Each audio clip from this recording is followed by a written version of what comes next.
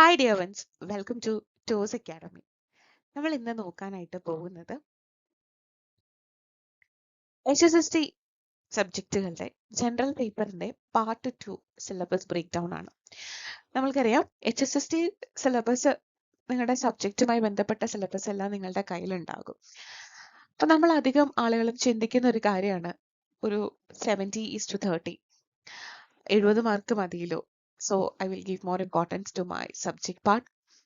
കുറേ അധികം ഇമ്പോർട്ടൻസും നമുക്ക് അറിയുന്ന കുറേയും കൂടി ഏരിയാസ് സബ്ജക്ട് പാർട്ടായത് കാരണം നമ്മുടെ മുഴുവൻ ഫോക്കസിങ്ങും സബ്ജക്റ്റിലായിരിക്കും. ബട്ട് ട്രസ്റ്റ് മീ, നിങ്ങളുടെ റാങ്ക് ഡിസൈഡിങ് ഫാക്ടർ എന്ന് പറയുന്നത് ഈ ജനറൽ പേപ്പറിന്റെ ഒരു ഐഡിയ ആണ്.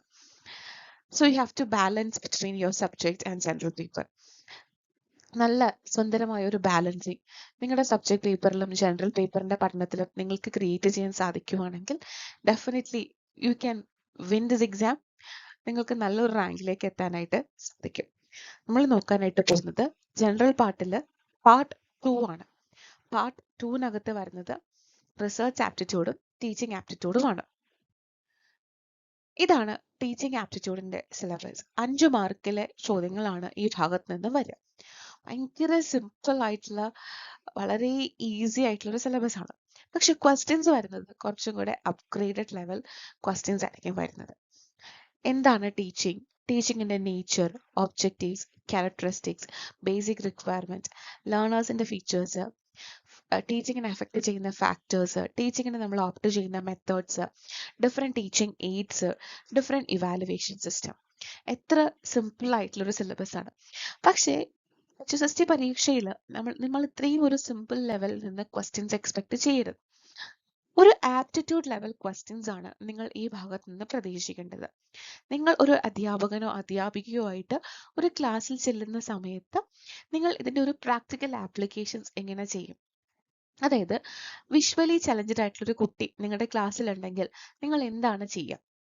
ഇല്ലെങ്കിൽ നിങ്ങളുടെ ക്ലാസ്സിൽ ഒരു 50% ഓഫ് കുട്ടികൾ എബോവ് ആവറേജ് ആണ് ആൻഡ് ഒരു 5% ആവറേജ് ആണ്, ബാക്കി ഒരു 5% ബിലോ ആവറേജ് ആണ്. അപ്പൊ നിങ്ങളുടെ ഒരു ടീച്ചിങ് സ്റ്റൈൽ എന്തായിരിക്കും?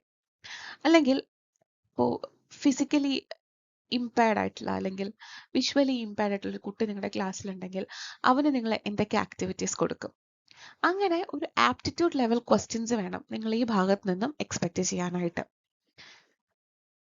Research aptitude is very very important. ഈ 5 മാർക്ക് നിങ്ങൾക്ക് സുഖമായിട്ട് സ്കോർ ചെയ്യാൻ പറ്റും. പക്ഷെ ആ 5 മാർക്ക് കിട്ടണമെങ്കിൽ നിങ്ങളുടെ ഈ സിലബസിനകത്ത് നിന്നുകൊണ്ട് നിങ്ങൾ പഠിക്കരുത്. കുറച്ചും കൂടെ ഈ സിലബസ് നിങ്ങൾ വാസ്റ്റായി പഠിക്കണം. എസ്പെഷ്യലി റിസർച്ച് ആപ്റ്റിറ്റ്യൂഡ്, നമ്മുടെ നെറ്റിന്റെ സിലബസിൽ റിസർച്ച് ആപ്റ്റിറ്റ്യൂഡ് ഉണ്ട്. ആ ഒരു സിലബസ് എടുത്തിട്ട് നിങ്ങൾ ആ ലെവലിൽ ഒന്ന് പഠിക്കുവാണെങ്കിൽ നിങ്ങൾക്ക് ഈ 5 മാർക്ക് ഏറ്റവും എളുപ്പത്തിൽ നിങ്ങൾക്ക് കിട്ടും. റിസർച്ച് എന്താണ്, റിസർച്ചിന്റെ മീനിങ്, ക്യാരക്ടറിസ്റ്റിക്സ്, ടൈപ്സ്, ഒരു മജോറിറ്റി ക്വസ്റ്റ്യനും ഇരിക്കുന്നത് ഈ ടൈപ്സ് ഓഫ് റിസർച്ചിന്റെ ബേസിലാണ്. പിന്നെ steps of research, methods of research is also very very important. പിന്നെ research ethics, paper, article, workshop, seminar, conference, symposium and thesis writing is also very important. APA style, MLA style, Chicago style, ഈ സ്റ്റൈലുകളെ കുറിച്ചൊക്കെ നിങ്ങൾക്കൊരു ധാരണ ഉണ്ടാകണം. നിങ്ങൾ എങ്ങനെയാണ് site ചെയ്യുക, ഇൻ ടെക്സ്റ്റ് എങ്ങനെ സൈറ്റ് ചെയ്യും, ബിബ്ലോഗ്രഫിയിൽ എങ്ങനെ എഴുതും, ഇങ്ങനത്തെ കാര്യങ്ങളൊക്കെ നിങ്ങൾ നോക്കി വെക്കണം. ഞാൻ നിങ്ങൾക്ക് ഇതിൻ്റെ കൂടെയായിട്ട് ഒരു HSST പരീക്ഷയിൽ ചോദിച്ചിട്ടുള്ള ഒരു സെറ്റ് ഓഫ് ക്വസ്റ്റ്യൻ, പല സബ്ജക്റ്റിന്റെ ഉണ്ട്, ഞാൻ അവിടെ ഒരു സബ്ജക്റ്റിനാണ് ഓപ്റ്റ് ചെയ്തിട്ടുള്ളത്. ആ 10 ക്വസ്റ്റ്യനും നമുക്ക് ഡിസ്കസ് ചെയ്യാം. അപ്പോൾ നിങ്ങൾക്ക് മനസ്സിലാകും ഈ സിലബസിൽ അകത്ത് നിന്നല്ല നിങ്ങൾ പഠിക്കേണ്ടത്. ഈ സിലബസിന്റെ ഒരു അപ്ഗ്രേഡഡ് വേർഷൻ, ഒരു പ്രോ വേർഷൻ വേണം നിങ്ങൾ പഠിക്കാനായിട്ട്. The first question, which statistical technique used to control extraneous variable in experimental research? ഞാൻ പറഞ്ഞില്ലേ, ടൈപ്സ് ഓഫ് റിസർച്ചിനകത്ത് അത്യാവശ്യം കുറച്ച് ക്വസ്റ്റ്യൻസ് കിടക്കുന്നുണ്ട്. സോ ഇതിനകത്ത് ഏത് സ്റ്റാറ്റിസ്റ്റിക്കൽ ടെക്നിക്കൽ ടൂളാണ് നിങ്ങൾ യൂസ് ചെയ്യുക? ANOVA, t test, ANCOVA, chi square test. ശരിക്കും ഇതിന്റെ ആൻസർ വരുന്നത് അൻകോവയാണ്. അനാലിസിസ് ഓഫ് കോവേരിയൻസ് ആണ്. എന്തുകൊണ്ടാണ് അനോവ അല്ലാണ്ടായി അൻകോവയായി മാറിയത്? കാരണം ANOVA extends ANOVA by including one or more co-varieties in this model. അതായത് co-varieties ആണ് സ്റ്റാറ്റിസ്റ്റിക്കൽ ടൂളിൽ നമ്മൾ to remove their influence on dependent variable. So the comparison between the group means is adjusted for the extraneous effect. പിന്നെ experimental researchലാണെങ്കിൽ this is how control or reduce the variance caused by the variables. അല്ലെങ്കിൽ അത് മാനിപ്പുലേഷനിലേക്ക് പോകും. So നിങ്ങൾ if you compare your post text scores across treatments but group ചെയ്തിട്ട് നിങ്ങൾ slightly നിങ്ങളുടെ pre test score ANCOVA use ചെയ്തും ANOVA use ചെയ്ത് നോക്കുവാണെങ്കിൽ ANCOVA uses the pre test as a covariate and compares adjust post test മീൻസുമായിട്ട് adjust ചെയ്യുന്ന അൻകോവയാണ്. ഈ അനോവ കമ്പയർ ഗ്രൂപ്പ് മീൻസ്, അനോവയിൽ ഗ്രൂപ്പ് മീൻസ് കമ്പയർ ചെയ്യുന്നുണ്ട് but does not adjust to the covariates. പിന്നെ കൈക്കോ ടെസ്റ്റ് ഒക്കെ ആണെങ്കിൽ അസോസിയേറ്റ് ഫോർ കാറ്റഗറിക്കൽ വേരിയബിൾസ് ആണ്. അതൊരു നമുക്ക് ഒരിക്കലും ഒരു നോട്ട് കണ്ടിന്യൂസ് കോവറൈറ്റ് അഡ്ജസ്റ്റ്മെന്റ്സ് അതിനകത്ത് ഉണ്ടാവില്ല. അപ്പോൾ നമ്മൾ ഈ പറയുന്ന ടൈപ്സ് ഓഫ് റിസർച്ച് അതിനകത്ത് യൂസ് ചെയ്യുന്ന മെത്തേഡ്സ് വെരി വെരി ഇമ്പോർട്ടൻറ്റ്. അടുത്തത് cohort studies are related with dash. cohort study relate ചെയ്യുന്നത് longitudinal survey research design ആയിട്ടാണ്. A cohort study follows a defined group cohort over time to observe the outcomes, often disease, behavior, development എന്തും ആകാം. That follow-up over time is the hallmark of a longitudinal design. So cohort ഒരു follow-up ആണ് over a time. Cross sectional study ഒക്കെ ആണെങ്കിൽ ഒരു single time snapshot മാത്രമേ ഉണ്ടാവുള്ളൂ, particular follow അപ്പും കാര്യങ്ങളൊന്നും ഉണ്ടാവില്ല. പ്രീ എക്സ്പെരിമെന്റൽ ആണെങ്കിലും ക്വാസി എക്സ്പെരിമെന്റൽ ആണെങ്കിലും ഇന്റർവെൻഷൻസ് ഉണ്ട്. ഒരു ലോങ് ടേം ഫോളോ അപ്പ് ഒന്നും വരുന്നില്ല. ഒരു ലോങ് ടേം ഫോളോ അപ്പ് വരുന്നത് കൊഹോർട്ട് സ്റ്റഡീസിലാണ്. കൊഹോർട്ട് സ്റ്റഡീസിന്റെ ഭാഗമായിട്ട് വരുന്ന ലോഞ്ചിറ്റ്യൂഡിനൽ സർവേ റിസർച്ച് ഡിസൈനിലാണ്. അടുത്ത question, grounded theory approach in research utilises. അത് ഇൻഡക്റ്റീവ് മെത്തേഡിലാണ്. ഗ്രൗണ്ടഡ് തിയറിയുടെ പ്രിൻസിപ്പിൾ തന്നെ ഇൻഡക്റ്റീവ് മെത്തഡോളജിയാണ്. റിസർച്ചേഴ്സ് കളക്ട് ചെയ്ത ക്വാണ്ടിറ്റേറ്റീവ് ഡേറ്റ കോഡ് ചെയ്ത് ലൈൻ ബൈ ലൈൻ ആയിട്ട് വെച്ച് കമ്പയർ ചെയ്ത് ഇൻസിഡൻസിനെ കാറ്റഗറൈസ് ചെയ്ത് ഫ്രം ദീസ് കാറ്റഗറീസ് ആണ് അവർ തിയറി എമേർജ് ചെയ്യുന്നത്. സോ അത് ഇൻഡക്റ്റീവ് മെത്തേഡിന്റെ ഭാഗമാണ്. അടുത്തത്, in hypothesis testing test one error as a false positive conclusion. Type 1 എന്ന് വെച്ചാൽ എന്താണ്? Rejecting the null hypothesis when it is actually true. ഒരു false positive ചെയ്യണം. Type 2 error ആണെങ്കിലോ failing to reject the null when it is false. അടുത്തത്, Cronbach alpha is a dash. Cronbach alpha എന്ന് പറയുന്നത് reliability index ആണ്.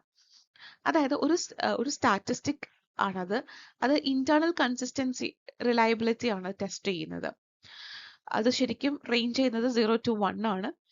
ഒരു test statistic tool ആണ് ഈ കോൺബാക്ക് ആൽഫ എന്ന് പറയുന്നത്. നിങ്ങൾക്ക് ഈ 5 ക്വസ്റ്റ്യൻ കണ്ടപ്പോൾ നിങ്ങൾക്ക് മനസ്സിലായി കാണും റിസർച്ച് നമ്മൾ ഏത് ലെവലിൽ നിന്ന് വേണം പ്രിപ്പയർ ചെയ്യാനെന്ന്. ഒരിക്കലും നിങ്ങളുടെ സ്റ്റഡീസ് ആ തന്നിരിക്കുന്ന ക്യാരക്ടറിസ്റ്റിക് ഫീച്ചേഴ്സ് ടൈപ്സിലേക്ക് മാത്രം ഒതുക്കരുത്.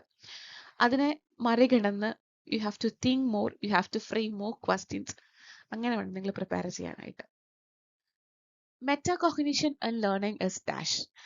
ലേണിംഗിൽ മെറ്റാകോഗ്നിഷൻ എന്താണ്?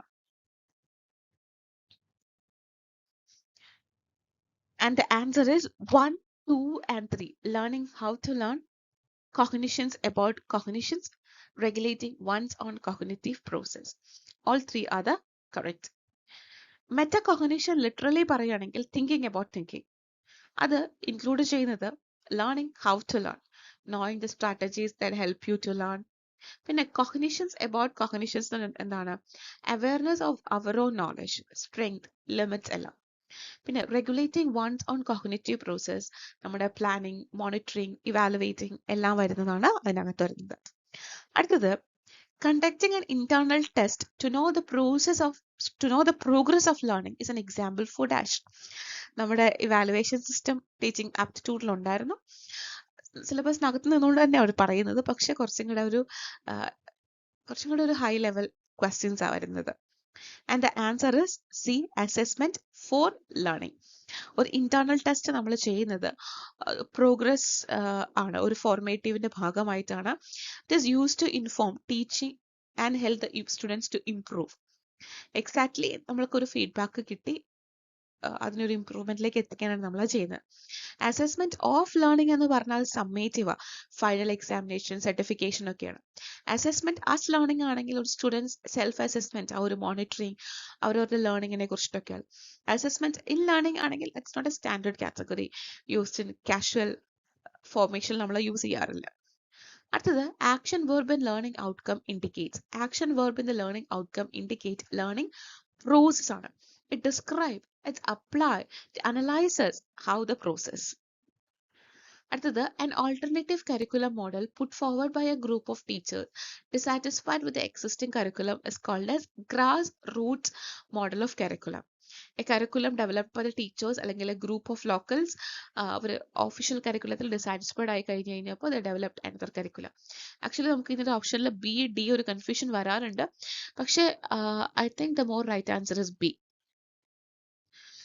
A teaching intervention strategy in which the students alternate between the role of a tutor and a tutee. അത് വരുന്നത് റെസിപ്രോക്കൽ പിയർ ട്യൂട്ടറിംഗ് ആണ്. റെസിപ്രോക്കൽ പിയർ ട്യൂട്ടറിംഗ് എന്ന് പറഞ്ഞിട്ടുണ്ടെങ്കിൽ ഒരു സ്ട്രക്ചേർഡ് പിയർ ട്യൂട്ടറിംഗ് സ്ട്രാറ്റജിയാണ്. അവിടെ സ്റ്റുഡൻസ് ട്യൂട്ടറിന്റെ റോളായിട്ടും ട്യൂട്ടിയുടെ റോളായിട്ടും അവർ അങ്ങോട്ടും ഇങ്ങോട്ടും സ്വിച്ച് ചെയ്ത് കളിക്കും. ഫീഡ്ബാക്ക് എടുത്ത് അവിടെ നിന്നും മാറി മറിഞ്ഞ് അവരങ്ങനെ ഫീഡ്ബാക്ക് എടുക്കും, അതനുസരിച്ച് ഇംപ്രൂവ് ചെയ്യും, അങ്ങനെ വീണ്ടും വീണ്ടും പെർഫോം ചെയ്യുന്ന ഒരു രീതിയാണ്.